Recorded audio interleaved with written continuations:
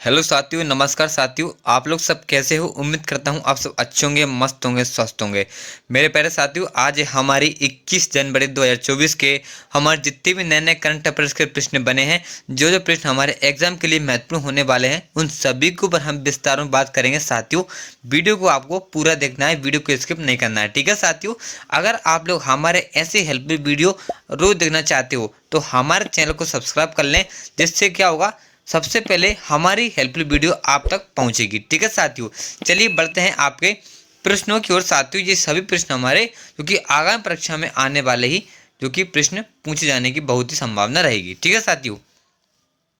साथियों, आपका पहला प्रश्न होने वाला है, हाल ही में पेंगुइन जागरूकता दिवस कब मनाया गया है? तो साथियों, पेंगुइन जागरूकता दिवस हमने अभी हाल ही में 20 जनवरी को मनाया है। ऑप्शन आपका पहला वाला बिल्कुल बिल्कुल राइट आंसर रहेगा, ये आपको याद रखना है, ठीक है साथियों। तो हर साल 20 जनवरी को पेंगुइन जागरूकता दिवस मनाया जाता है। इस दिन को मनाने का उद्देश्य है कि लोगों को पेंगुइन के बारे में जागरूक करना और उनके संरक्षण के लिए काम करने के लिए प्रेरित करता है, ठीक है साथियों। अब आपके माइंड में एक डाउट होगा कि हमारा जो कि पेंगुइन क्या है। तो साथियों, पेंगुइन जलीय समूह के उड़ने में असमर्थ पक्षी है, जो केवल दक्षिणी गोलार्ध, विशेष रूप से अंटार्कटिक में पाए जाते हैं। पानी में जीवन के लिए अत्यधिक अनुकूलित पेंगुइन विपरीत रंगों जैसे काले और सफेद रंग के बालों वाला पक्षी है और उनके पंख हाथ फ्लिपर बन गए हैं, ठीक है साथियों। उम्मीद कर रहा हूँ आपको समझ में आया होगा, ठीक है साथियों। किस रंग के होते हैं हमारे? तो काले और सफ़ेद रंग के होते हैं साथियों। इस पे आपको विशेष ध्यान देना है साथियों। इन पॉइंटों से हमारे जो कि प्रश्न बनते रहते हैं, ठीक है साथियों।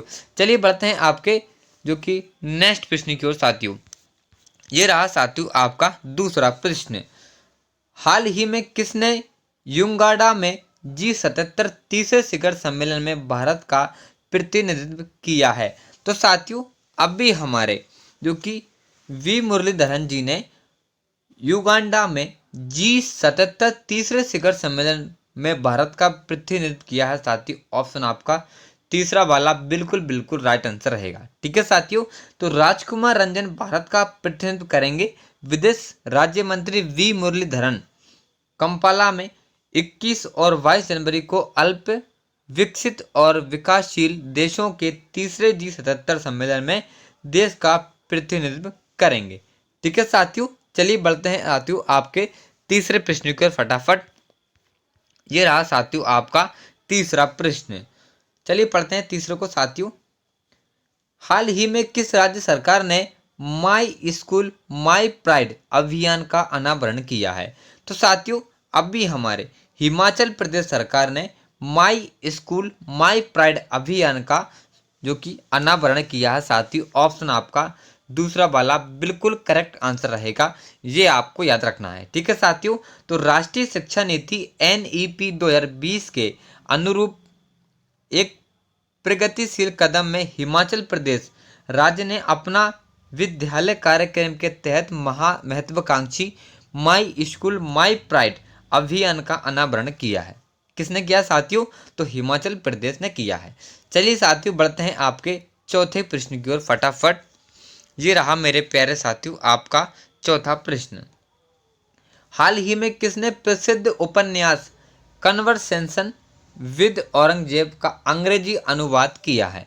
तो साथियों, अभी हमारे जो कि नंदिनी कृष्णन जी ने प्रसिद्ध उपन्यास कन्वर्सेशन विद औरंगजेब का अंग्रेजी में अनुवाद किया है। ऑप्शन आपका फर्स्ट वाला बिल्कुल बिल्कुल राइट आंसर रहेगा, ठीक है साथियों। चलिए बढ़ते हैं आपके नेक्स्ट प्रश्न की ओर।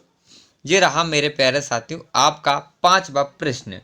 हाल ही में किसने 47वें कोलकाता पुस्तक मेले का उद्घाटन किया है? तो साथियों, 47वें कोलकाता पुस्तक मेले का उद्घाटन ममता बनर्जी ने किया है। ऑप्शन आपका दूसरा बिल्कुल राइट आंसर रहेगा, ये आपको याद रखना है साथियों। 18 जनवरी को मुख्यमंत्री ममता बनर्जी ने 47वें अंतर्राष्ट्रीय कोलकाता पुस्तक मेले का उद्घाटन किया है साथियों, ये आपको याद रखना है, ठीक है साथियों। चलिए बढ़ते हैं आपके छठे प्रश्न की ओर। ये रहा साथियों आपका छठा प्रश्न। हाल ही में किसने अगले 5 वर्षों के लिए आईपीएल की टाइटल स्पॉन्सरशिप हासिल की है?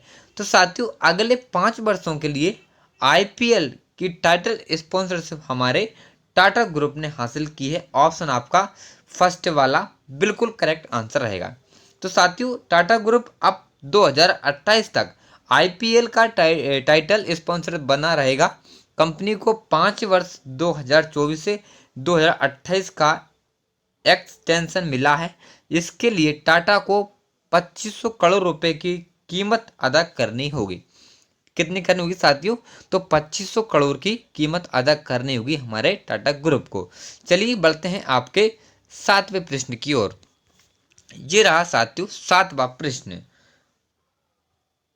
हाल ही में बिहार के बाद जाति जनगणना शुरू करने वाला दूसरा राज्य कौन सा बना है? तो साथियों बिहार हमारा फर्स्ट नंबर पर था।